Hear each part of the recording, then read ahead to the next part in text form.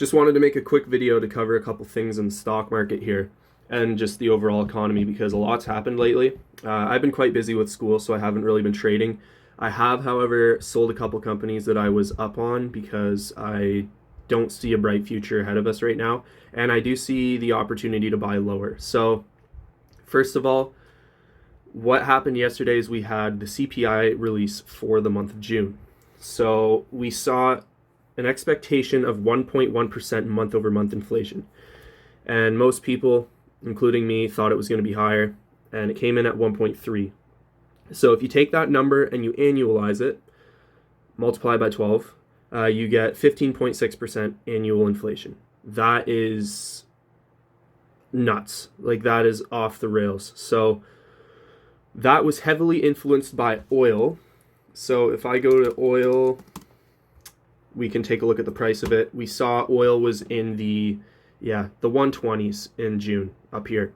So that really, and CPI is measured 3 times throughout the month. They take the price of a whole bunch of stuff 3 times in a month. And yeah, we probably got it right around here. That influenced the CPI print for sure.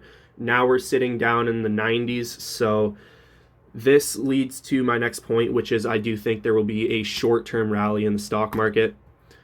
And I think we're starting to see that now, actually, looking at the daily on the NASDAQ here. Kind of looks like we're making higher lows, and if we do respect this bottom, it's probably going to rally up to like 13,000. The reason for this is because that CPI print we got yesterday is probably going to be the highest for quite a while. There's a few reasons for that. So one, the oil, like I just mentioned, and two, the fact that during peak COVID, everyone was trying to buy stuff because they had a bunch of money, and the problem was supply chain shortages. So people weren't able to get their product.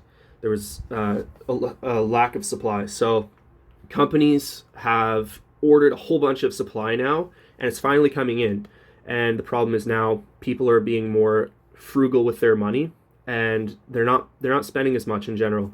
So what that's doing is now we have a lot of supply on the shelves, especially in stores, but we don't have as much demand as we used to. So that's going to cause the prices of goods to come down. So simple supply and demand there. So that's going to probably cause an inflection of the downside on the CPI for the next couple months, and that's going to cause a rally in the stock market, because that's the main driver of the stock market right now has been inflation. Everybody wants inflation to get under control. Here's the problem why I don't think it's going to get under control for a little while.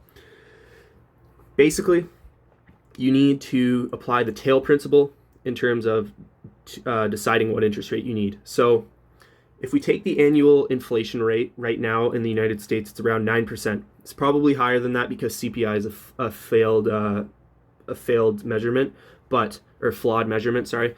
You take the inflation rate, 9%, multiply it by 2, you get 18%. And then you subtract what's considered good inflation, which is around 2%. And that's the interest rate that you need to get in front of inflation. So right now, we are sitting at 1.75%. And if 16% is needed, like, what are we doing? So why isn't it way up? Why isn't the interest rate like 15% right now? Well, a couple reasons. The national debt for the United States is about $30 trillion. And every time they increase the interest rate, the payments that they have to make on that debt goes up so much, and they cannot afford it. And the only way they can afford it is by printing money to pay it, which in turn increases inflation even more. So they can't really do that. So basically they're just talking very hawkishly, trying to let their words do the work for them, basically. So what I think is going to happen is we'll see a short-term rally here as we get a couple CPI inflections to the downside. Then, as interest rates continue to climb, there's talk about raising the interest rate by a full 1% or 100 basis points, like Canada did this week.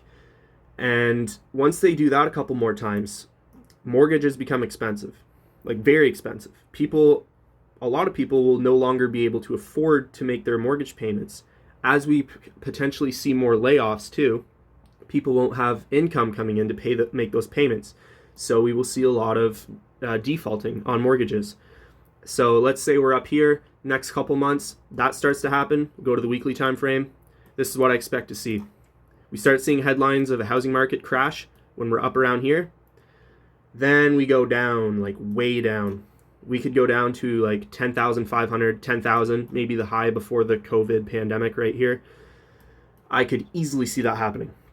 So yeah, if we start seeing a housing market crash, expect more downside. That's what I think is going to happen. So I am not buying anything right now for long term. I am trading when I have time. But yeah, just be really careful. I will obviously be making more posts in the future as crazy stuff continues to happen. And if I do think it's a good time to load up, I will definitely make posts about it. And I will also cover what I'm buying. But yeah, for now, short-term rally ahead of us, I think, for the next month or so, and then just wait and see what the housing market does because it lags the stock market. So there's the update for you guys. Good luck, happy investing, and until next time.